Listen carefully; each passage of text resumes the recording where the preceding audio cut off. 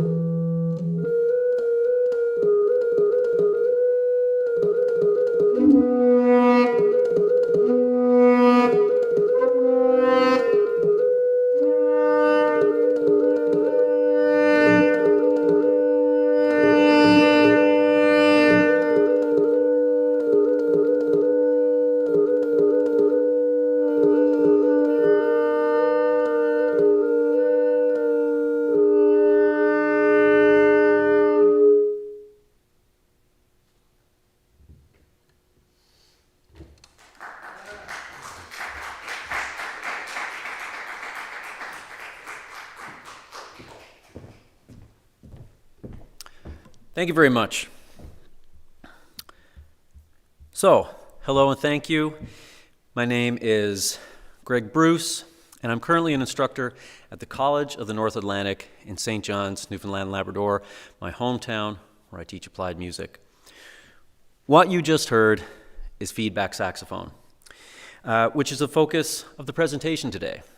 It is a novel, augmented instrument I started to develop during my doctorate at the University of Toronto, and that I continued during my postdoctoral research here at McGill, which happened between the digital composition studio, next door and upstairs, at IDMIL across the street, as well as at Kermit. Right now, my postdoctoral position is on hold as I settle into teaching, but I hope to return to it soon. But as you can see, the research is ongoing. A note about the stream for those of you who may be tuning in online.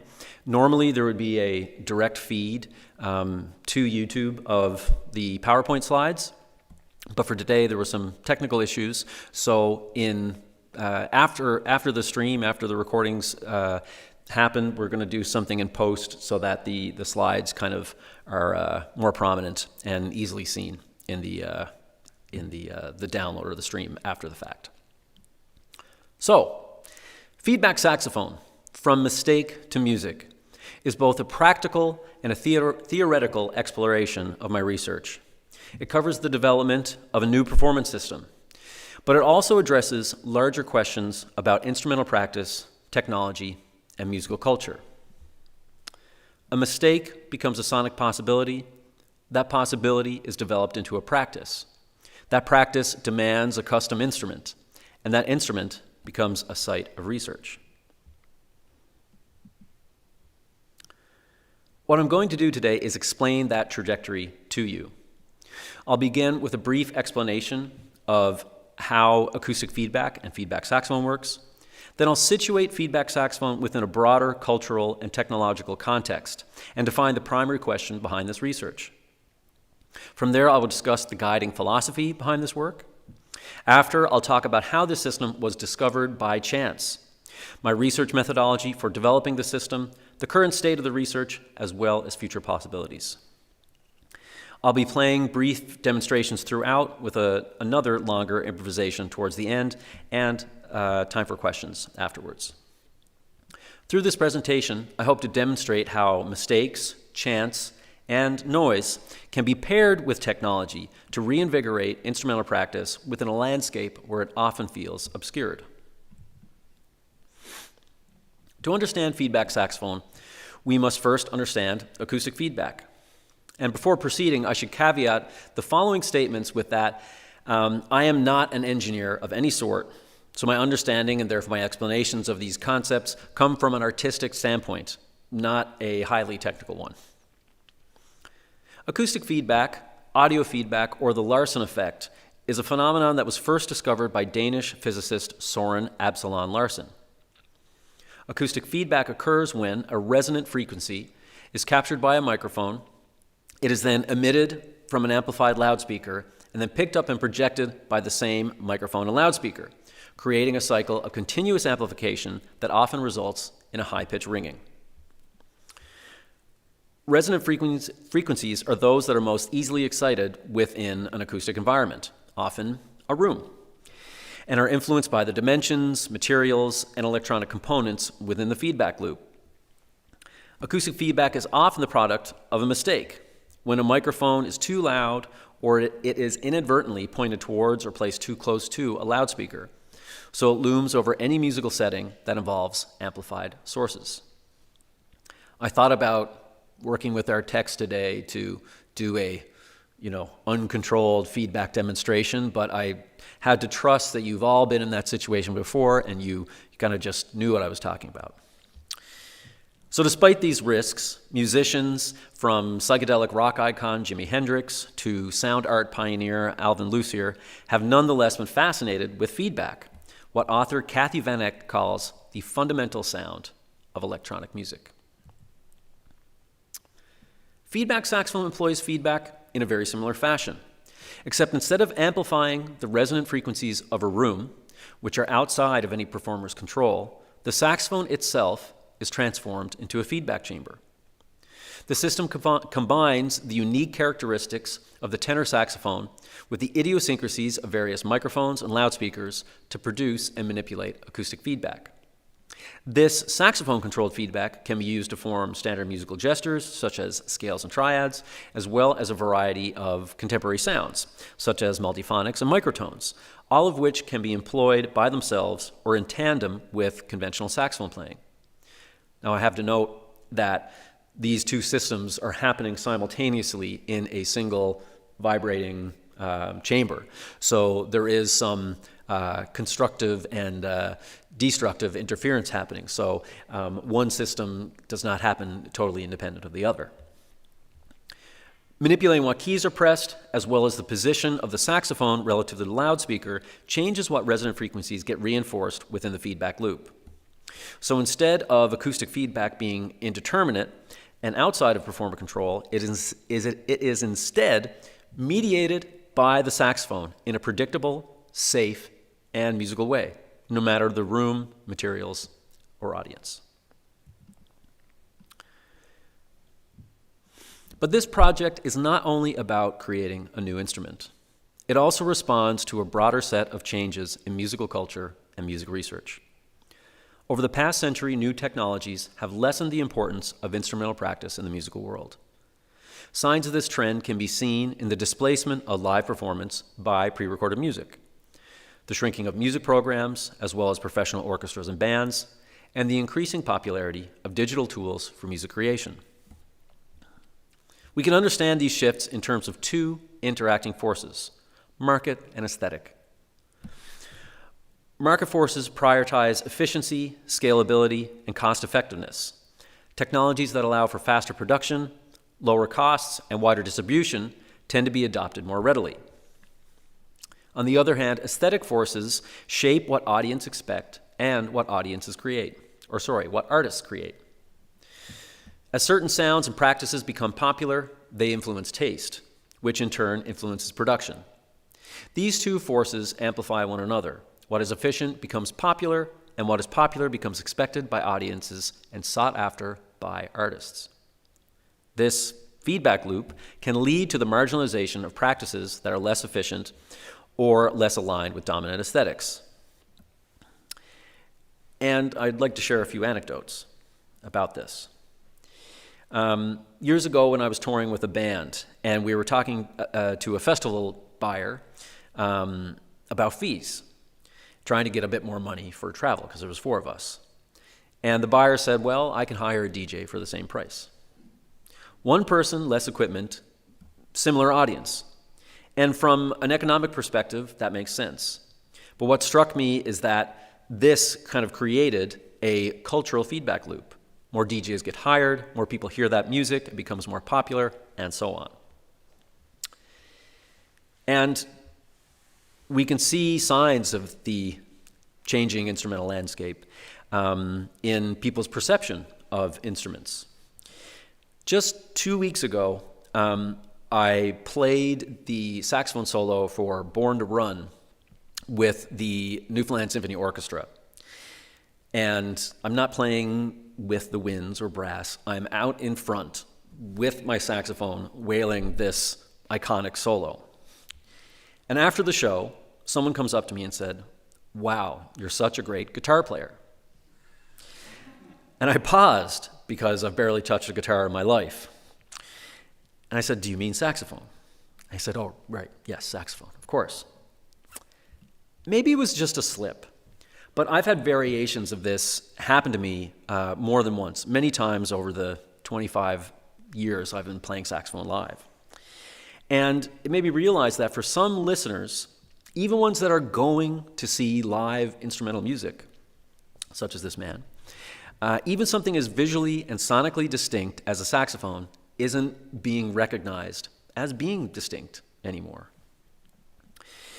And so this suggests this broader shift, that instrumental sound and instrumental identity aren't as present in the musical culture as they once were. One could almost expect this in commercial spaces, where the relationship between money and taste are inextricably linked. But in many art-focused or academic new music settings involving new technologies and acoustic instruments, the instrumental gesture and the acoustic sound are often pushed into the background. And I've experienced that in many different settings, many different cities, and so on. Whether the electronic component of the concert was live processed or fixed media, what I found was that the instrumental practice became kind of a prop to support what was, in the end, usually more impactful and interesting electronic sounds and gestures. In these situations, I would find myself thinking, the instrumentalist is being made to play second fiddle, but there's only one fiddle on stage. Unless that instrumental element is highlighted through amplification, lighting, staging, or other means, the result is that the human performer, the instrumental technique, the physical sound production, all felt less compelling than the electronics. That is to say nothing of the music itself. It was often enjoyable. What was missing was an aesthetic balance between the human instrumental element and the electronic one. I believe that the rate of change, as well as the flexibility of digital media, leads such work to advanced digital practices, more so than instrumental ones. The ongoing AI revolution, notably with new generative AI music tools such as Suno, is accelerating this trend. And while Suno is, of course, aimed at more commercial music applications, I found this was true even at ICMC, the International Computer Music Conference, where AI was kind of the theme and often integrated with acoustic instrumental performance. But even at those concerts, the instrumental gesture was often not impactful. So this trend, or these trends, aren't any individual's fault, but are part of a similar feedback loop. When research funding flows towards a certain new musical technology, that becomes the focus. It gets the resources, the rehearsal time, promotional budgets, and so on. So the emphasis continues to shift more and more towards electronic innovation, often at the expense of equally compelling instrumental or acoustic practices. This is all to say, broadly speaking, that instrumental practice is losing its cultural and economic capital. So in the face of the digital hegemony I just described, as well as the ongoing AI revolution, which is already accelerating these trends, how can we bolster the importance of, as well as innovate, instrumental practice in ways that highlight human agency while also engaging with technology? My aim today is to demonstrate that feedback saxophone and the guiding principles behind it are one possible answer to this question. My answer to that question in feedback saxophone is rooted in a post-digital ethos. Post-digitalism does not reject digital technology. Rather, it acknowledges its ubiquity and challenges the idea that digital systems are neutral, transparent, or inevitable. It values the interaction between human and medium. It embraces noise, error, and unpredictability. It's not the only principle or ethos that has tackled this subject before. Others, such as John Richards with his circuit bending approach that he calls dirty electronics, Halnas and Redstrom's slow technology, which was a method or approach to designing computer systems that invoked or encouraged reflection, as well as Bowyer's and Archer's infer instruments, which was an approach to augmented instruments that involved collecting, say, broken instruments and combining them with other found objects. So these electroacoustic instruments almost prevented traditional virtuosic performance. And importantly, all these approaches, they're not about nostalgia or going backwards, but they're about finding a path forward in the modern musical technological landscape. Above all, post-digitalism isn't meant to be prescriptive or offer hard and fast rules, but rather guiding principles and points of inspiration. This post-digital ethos can be found in products, practices, and media. And there's a huge list of them. You see them in commercial products, such as the OP1 kind of limited tape-based groove box there, in people kind of rediscovering tape loops, people composing and improvising and performing with modular synthesizers, people being into the look of CRT monitors, and so on. Oops. Sorry. Here we go. Post-digitalism, among these other approaches, values and encourages a messy relationship with technology, one where mistakes are possible and also part of the creative process. It recognizes that the promise of digital systems in being clean, infinite, and frictionless, or at least that's what they're supposed to be. We know they're often not. But that promise, or those conditions, often removes the very conditions that make instrumental practice meaningful. In this context, mistakes and other noise, in scare quotes there, are not simply things to be corrected. They are sources of creative and research possibility. So having highlighted the importance of noise and mistakes in the process of creating with technology, I got to return to the mistake of acoustic feedback. Acoustic feedback is often treated as something to eliminate. It is an unwanted byproduct of amplification. But what happens when it is treated as music material to explore and shape? I discovered saxophone control feedback in St. John's, my hometown, when I was performing in an ad hoc group at Night Music, a monthly free improv jam hosted by the renowned Sound Symposium Festival. I was playing very quietly with most of the keys on the saxophone closed. And when I lifted the bell of my instrument to cup the microphone to try and get a little bit more volume, a sine wave-like feedback tone emerged from the stage monitor. Upon hearing this effect, I tried to recreate it. And by intent or chance, I moved a key and changed the pitch of the feedback tone. Despite this being a completely novel phenomenon to myself, the other musicians, and probably the audience, I was chastised by the sound technician. These sustained tones were not good for the equipment. So I treated this phenomenon as interesting, but left it for a later time. Little did I know that that accidental discovery would shape my life for years to come. During my doctorate, it didn't take long before I realized that feedback saxophone was the most interesting thing I could be working on. I had this system I was working with, and I was making music. But I ran into the question, is this, or was this, research? I had assumed that because I was performing, composing, and improvising as part of my doctorate, that it was all research. This idea was firmly rebutted by the head of the graduate department at the time, which led me to dive into meta-research on research creation itself. Without getting into too many details, it should go without saying, not all practice is research, even when it's done at a university. If all practice is research, then in a sense, none of it is. There has to be a distinction between making music as a professional or artistic activity and making music as a way of generating knowledge. Not to say that there is an overlap between these approaches. So I had to find a way to frame and carry out my feedback practice so that it functioned as research, in addition to a creative and artistic pursuit. What I arrived at, what I devised, was a cyclical model of research creation called problem, practice, exegesis, which you can see here up on the screen. Derived from methodologies by Arlyle Scanes and Sandeep Bhagwati. There's a problem up here in the green, or a question that motivates the work, or in the red, there's a practice which then can inspire questions to be asked.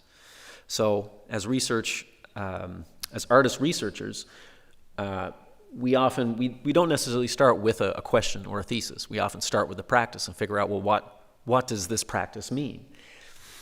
And it goes back and forth, or it can at least. Now, the cycle of practice, which you see in the red here, can be methodical as well as iterative. And this is what I set out to do during my doctorate, and I continue to do with this research here. This is what I borrowed from Sandeep, which he calls the AGNI cycle, A-G-N-I, analysis, grammar, notation, and implementation. So with my system, through improvisation, I began to develop vocabulary, or musical grammar. Through regular practice and shorthand notes, I began to notate it. Then through composition, performance, and long-form improvisation, I implemented that grammar and to formalize that vocabulary. Then I analyzed and reflected on the practice to plan next steps, improve, and then start the iterative cycle again.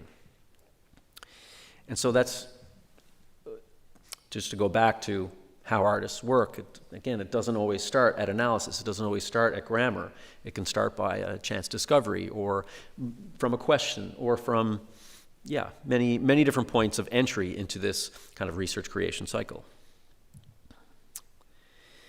And then there's the exegesis, where one reflects on the practice, which should be properly documented.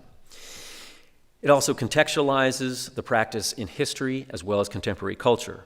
It highlights its successes and criticizes its shortcomings, aiming to fully explain what's going on. To be clear, without a compelling creative product, the words can read as hollow. As artist researchers, we must create art as well as analysis that are clearly linked and equally convincing. Making the context, history, and what the practice is doing explicit through literal discursive means, like a thesis or exactly what I'm doing here, is incredibly important in research creation. This problem practice exegesis methodology suited my thesis, resulting in a kind of traditional manuscript PDF document, but also a web page where the creative artifacts are embedded amongst the readings, encouraging, if not forcing, the reader to listen and watch between or as they read. This is what I'm doing today as well, starting and ending with playing to properly bookend all these words with what I hope is compelling music. This means the knowledge generated in all research creation is theory that is discursive as well as embodied in practice. It's in the interaction between the performer, the instrument, the works, and the analysis of all those components. In my case, this means that the feedback saxophone system, its seminal and exploratory works, as well as the documented processes for creating all of them, are part of the research. Process and product become two sides of the same research coin. So using this methodology, I composed a series of etudes for feedback saxophone. Each etude focused on a particular aspect of the system, allowing me to explore its capabilities in a narrow, methodical way. Had I been unconcerned with iterative research, I may have composed something less transparent and demonstrative. These works served both as musical pieces and as research artifacts. They documented the behavior of the system and helped develop a vocabulary for performance, process, and product. So I'll just play a couple of quick examples. So here's a clip from the first etude, which is feedback only. And in the next slide, we'll look at a bit of the notation.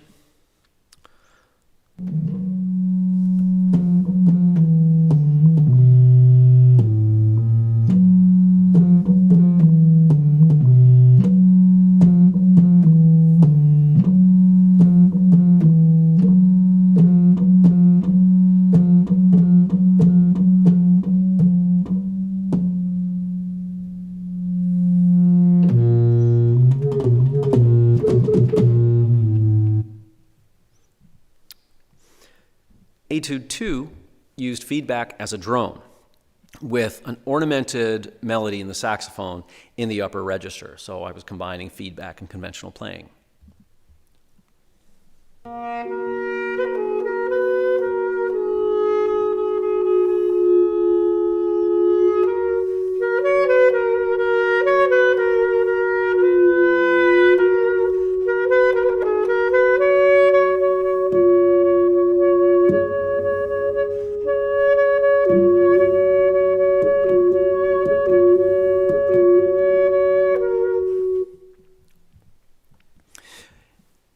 The third etude used feedback as a drone as well as harmony, and it included conventional playing in the full range of the saxophone, but it also included extended techniques such as circular breathing and amplified vocalizations.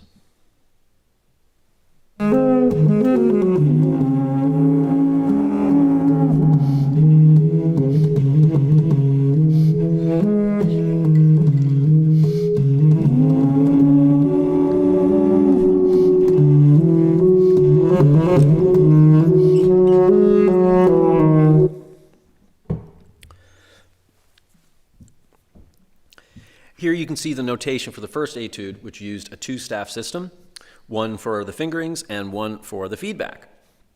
And this worked for a single piece, but as the grammar and the vocabulary for the system evolved and needed to include both conventional and feedback playing, the notation had to evolve along with it.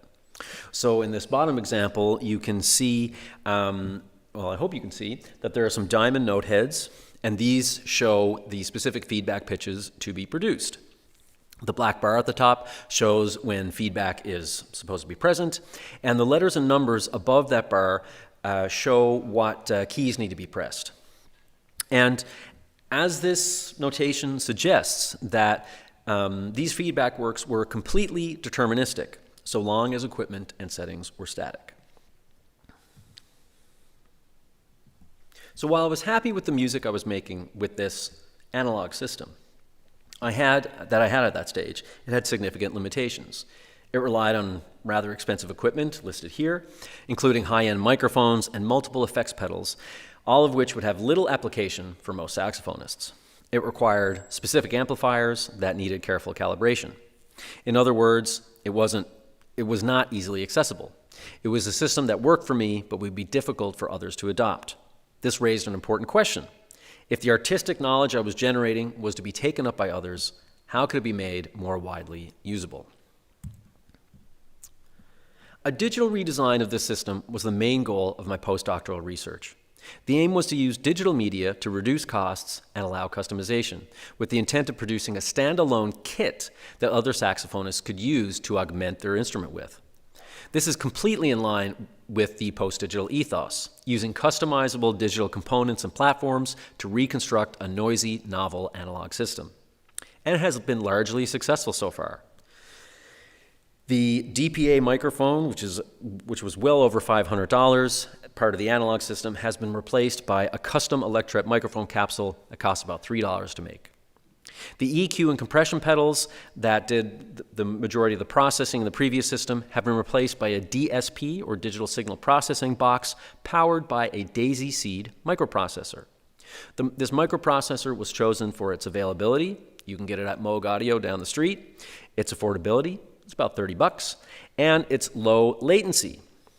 The low latency was incredibly important, as even the latency introduced by the average audio interface was so high as to disrupt the feedback response. While I never wanted to have this system interface with a computer in live performance, I am happy it can't. The volume pedal of the analog system has been replaced by touch-sensitive trips, called the Trill Flex by Bella.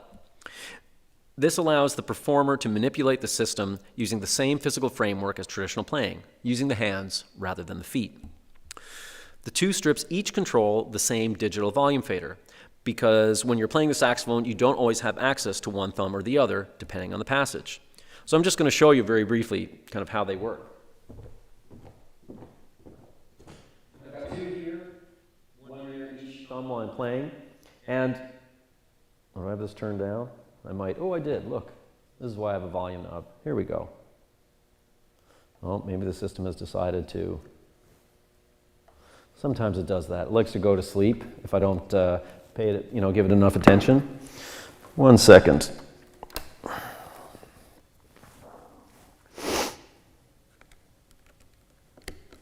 Better I do this now than right before I'm going to play.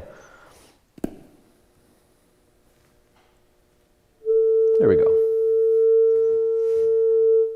So it remembers where each strip remembers where it was kind of touched last, and the way I've designed it is that when your finger is, has touched the top part of the strip, it's louder, and when it touches the bottom, it's quieter, and you can, of course, do crescendos and decrescendos, as well as kind of move between them.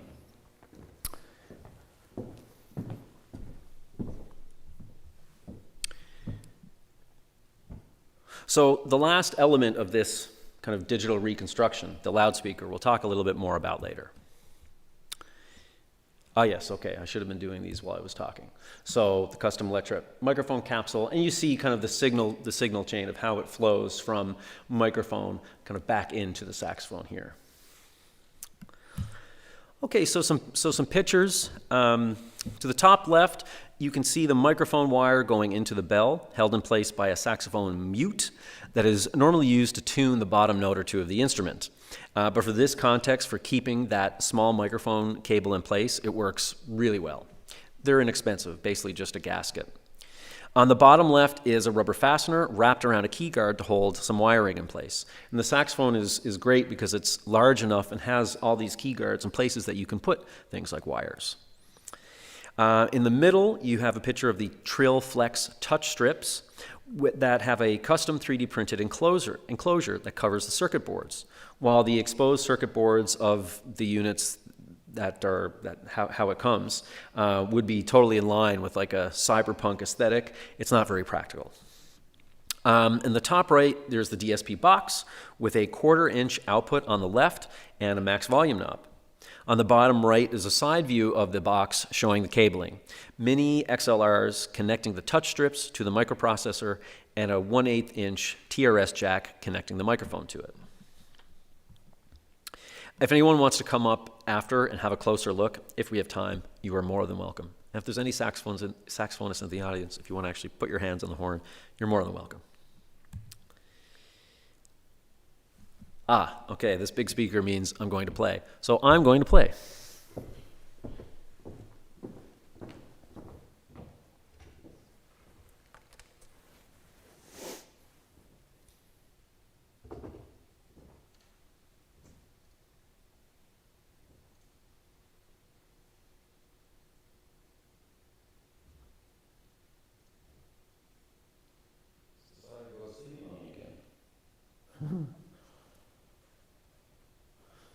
Okay, one moment.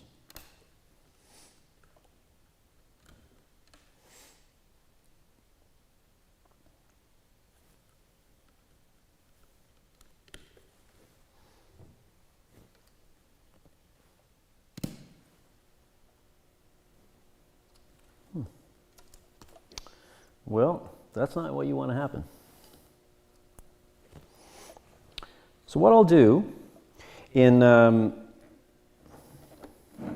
troubleshooting this, some of the stability issues that really haven't been present for some time now. Sometimes it has some kind of cache that it needs to clear. That I'll make sure it's not my input. One moment.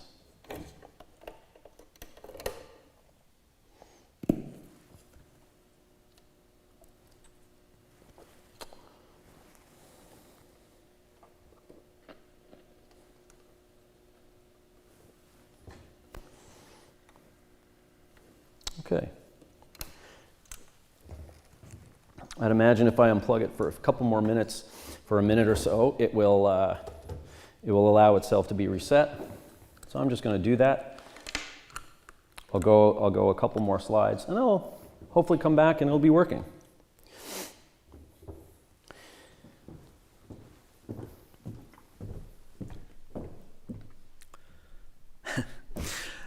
This next line really isn't going to come across very well.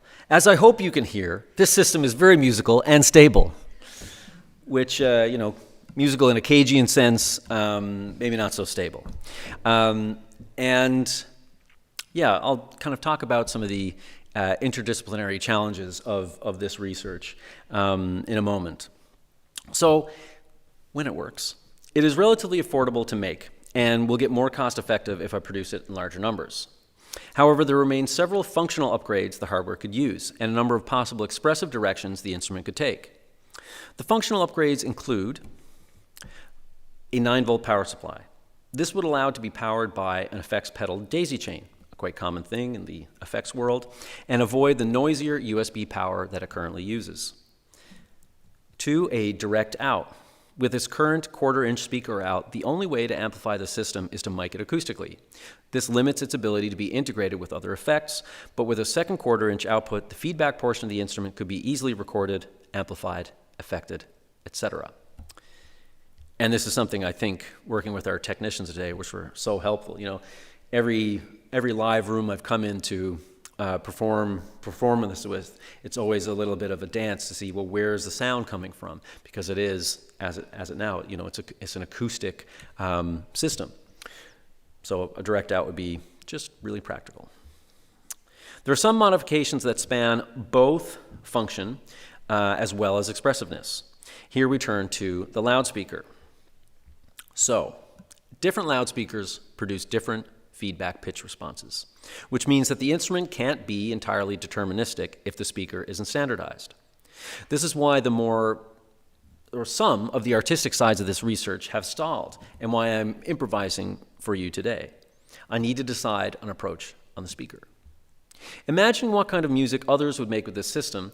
I have to consider what degree of standardization I want to include, suggest, or encourage. The most exciting idea is designing a bell-mounted speaker that would be included with the kit. That way, any saxophonist could attach it to their tenor saxophone and get the same feedback response. This could create, or would allow, the creation of a universal musical vocabulary, as long as everyone used the same settings. You could write pieces for this augmented setup that other performers could play. If the speaker was mounted on the horn, the box itself could even have a bell clip. The entire table situation could be then avoided, and it would open the system up to a wider range of performance spaces.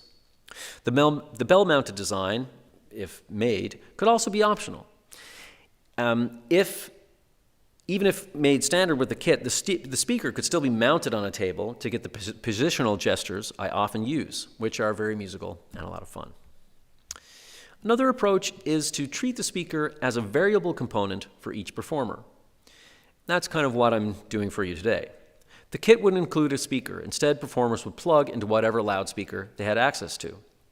I could suggest recommended sizes and features and provide a loosely defined notational system, something semi-deterministic. For example, with a 5-inch speaker and these kinds of fingerings, you could get this range of notes. The performer would then develop their own deterministic vocabulary over time. The third option is treat the whole thing as a tool for improvisation. Use any speaker, experiment freely, and enjoy the relative chaos. This version would be aimed at improvisers rather than people playing fixed repertoire.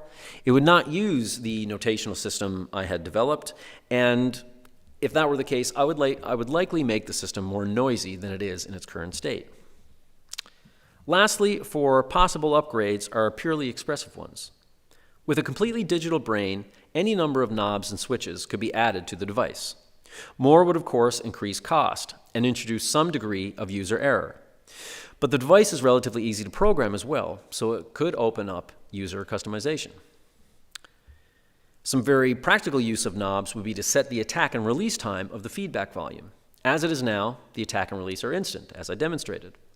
With knobs, one could set a long onset or offset time, allowing the player to touch a volume strip and then focus more on other gestures.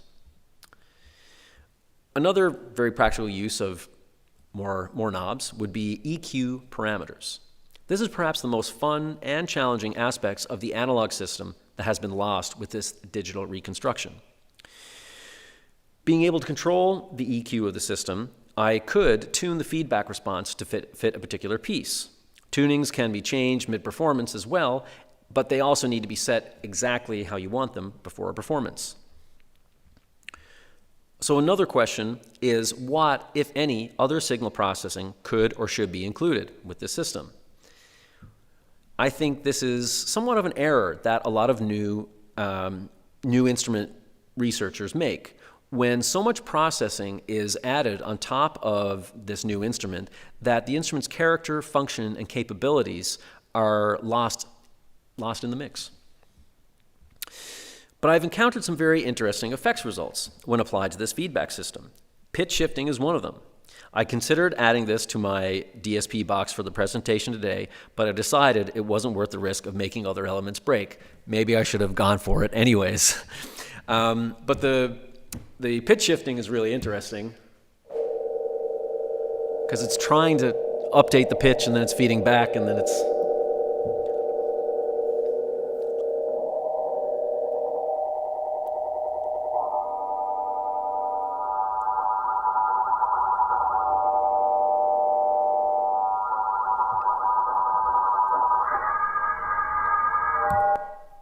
Okay, and that was, recording from my phone, like hearing it in the space and how it kind of changed with some slight bodily positioning and just how it was very, very unstable and almost like a strange tremolo effect. It was just really interesting. So I hope to somehow, add a chaos knob for doing that on the instrument in the future.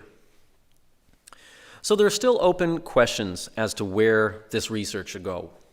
Should I be designing for compactness or expressiveness, customizability or standardization, composed works or improvisation, producing units on my own as a DIY operation, or do I have start some kind of business? Do I design it for other instruments? Do I change the hardware to fit the flute? Do I change the patches that come inside the box to work with other instruments? Or do I let users figure that out? And it's kind of comes back to this question of what roles should I play, because I can't do it all. I shouldn't be doing it all.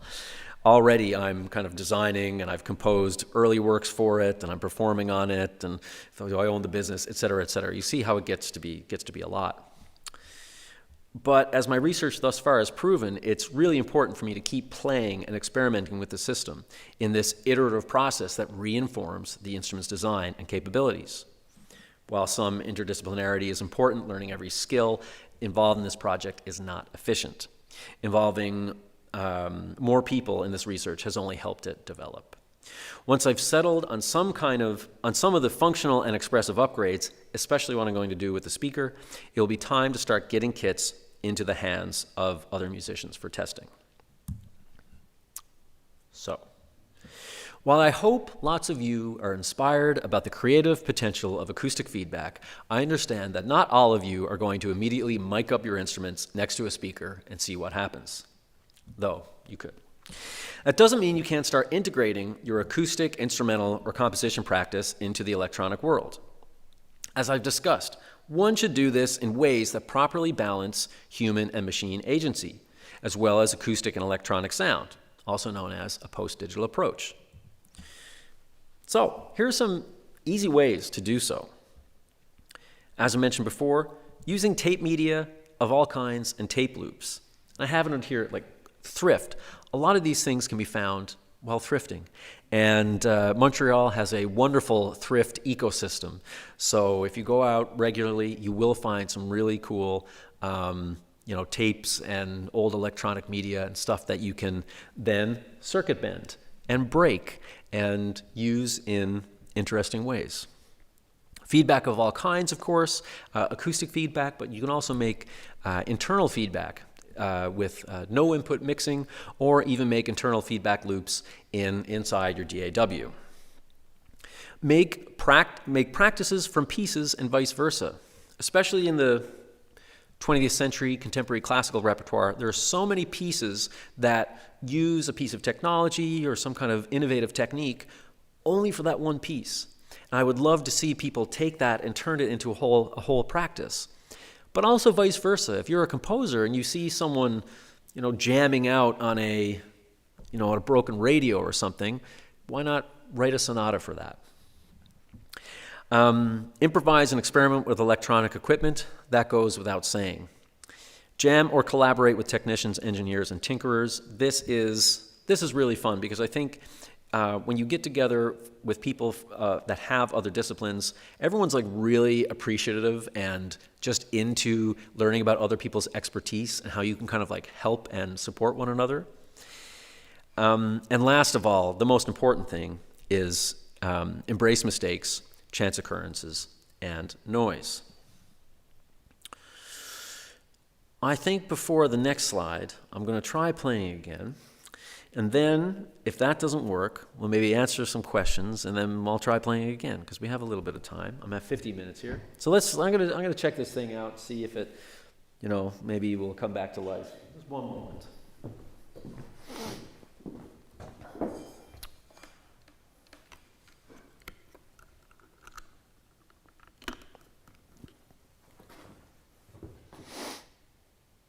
Now, make sure everything's plugged in.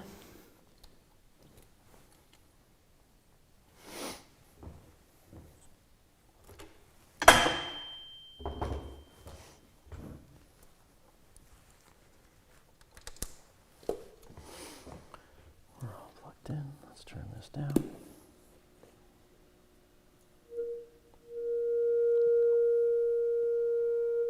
All right, we're ready to rock.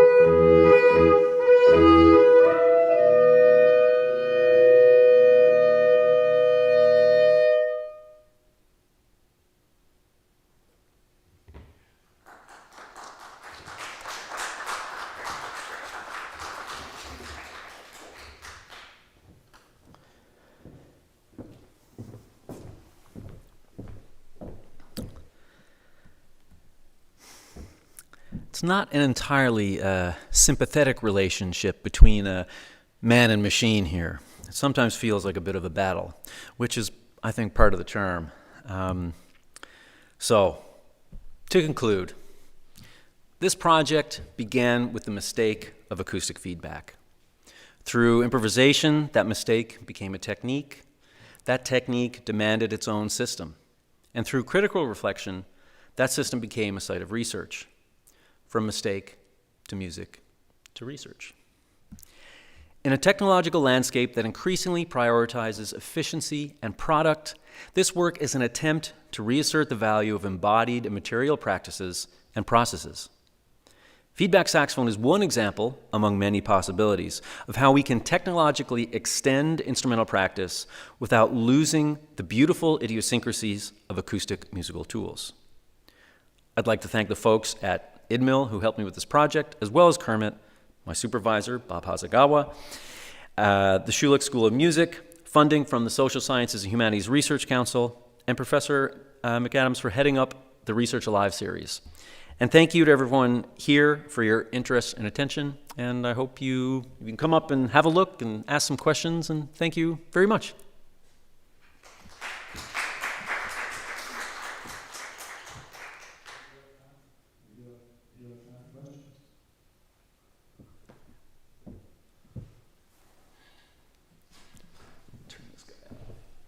Thanks so much for this talk, Greg.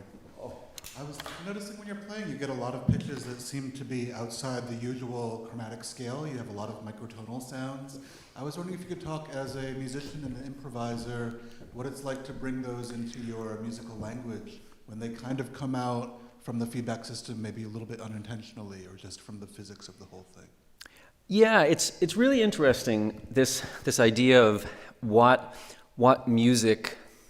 Well, let me take a step back. So often I think in like compositional practice, or even in a lot of improvisation practices, we think about, okay, I have these sounds that I'm imagining, and like, how do I get there? How do I make them? Whereas this is kind of inverted. I have this instrument, and the music is actually emergent from the instrument. And so this idea that the instrument, the technology itself, has its own agency, that I'm kind of asking myself, how do I interface with that? Do I spend a ton of time to try and play equally tempered major scales, which you can do some of in this, but it's like the keys that you have to press down. It's like really non-idiomatic to play equally tempered. One could say that maybe about the saxophone, but in general, no. But so. Yeah, how much and in what contexts and in what pieces do I kind of embrace the microtonality that the system does very easily, very well, and then in what other times do I try to say no? Let's develop a more equally tempered vocabulary, and this is related to kind of constructing the instrument and having not decided on a static speaker setup, because I want a speaker setup that other people can use. So right now I have my own, most of what I'm getting today is kind of expected, let's say. Nothing totally surprised me other than it not working. But yeah, when in my doctoral research, when I'm using the Roland Cube 30 amplifier, and one of my advisors was Elliot Britton, who's now here. He's like, "Are you going to be the Roland Cube 30 guy?" Because I had developed this determinate notational system that used this one very specific amplifier, and that, again, that's fine for me, but then it's not good for disseminating this knowledge. So. Yeah, it really depends on, do I say, yeah, you're going to get a lot of microtones, just plug into whatever speaker you can, and hey, you get access to these sounds in an idiomatic way, or do I say, okay, no, here's 10 pages of fingerings that you can get some equally tempered vocabulary that you would have to kind of like woodshed a lot that isn't very idiomatic on the instrument. yeah, if that kind of starts to touch at that, it's an ongoing process, I guess to say, yeah. Other questions? Yeah.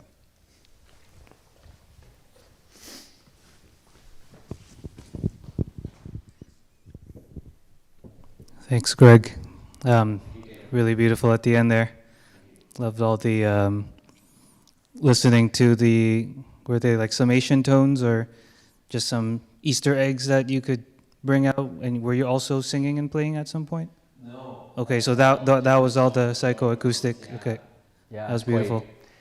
I mean, and you feel those sounds like there, and they kind of appear, and yeah, it's quite amazing. And those don't just happen because it's in a big room. Like in my tiny studio at home, like those when playing in that range with those particular keys pressed down, with those producing those particular notes, like that was part of my planned improvisation today. Like, okay, I need to have a section that is in this range of the horn and uses these fingerings, because you get all these like difference tones that just like really just kind of emerge like so loudly, and it's so fun. Yeah. So that was planned in the way that I like how you're thinking about deterministic and indeterminate, interdeterminacy, and I wonder, as an improviser as well, normally I think of improvising as a tool to help me be more deterministic.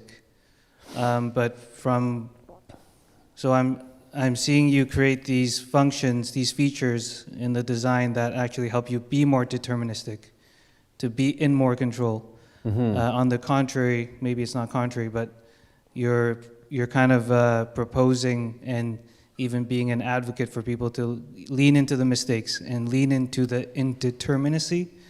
And I wonder if being in the research realm, which you so beautifully laid out with the three areas there, I wonder if research is actually biasing towards determinacy in a way that it's asking you to create a notation system, but now you're coming back to the idea of wanting to just improvise and be free and look for the mistakes. Yeah, I think, well, one element of this, like, I think in all improvisation, there are degrees of kind of determinacy. Like, is the whole form of the improvisation, has that been determined? Or like right here, I could have a very determined form, but then kind of say, you know what, I'm going to use whatever speaker they have in back, and then really the pitches and the exact kind of gestures I can make on the horn are going to be emergent. But then there's something determined about, well, I know that I've kind of built up this vocabulary, not necessarily, it doesn't have a direct relation with the sound that emerges, but I know, well, I need to actually be able to use my left hand to, let's say, play these palm keys on one side of the instrument, but then I have to be kind of changing feedback pitches with this right hand.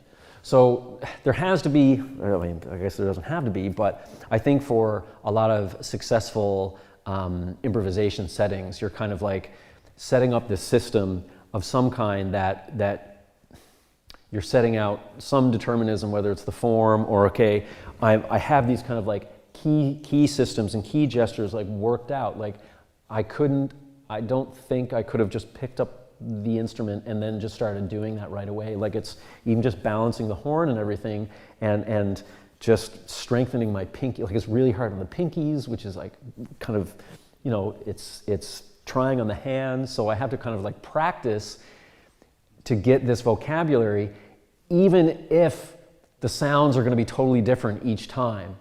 Does that make any sense? It's like the physical gestures is somewhat of a determined vocabulary, because if I don't put any keys down, it's like, well, it doesn't do much. Or if I put all of them down, it's going to get one note. But depending on the speaker, what that one note is going to change.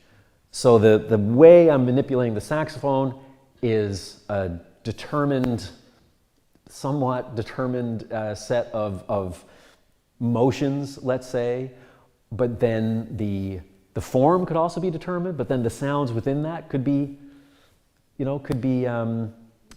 like emergent or indeterministic, if that makes any sense. It does. Okay. Thank you for clearing up that relationship between the two sides. Yeah, and I don't think it's, I guess to just very briefly go back to your comment about the research, I think especially with this system to say, here's how I coded it, here's how you use it, you need to develop this kind of like interdependence between your two hands, and then you can still convey that in a very kind of specific and explicit way, and then say, use this for indeterminate, like plug it into whatever and go enjoy. I think that's still just as legitimate kind of research creation as I have this whole system and here's these pieces, you are going to play with it, right?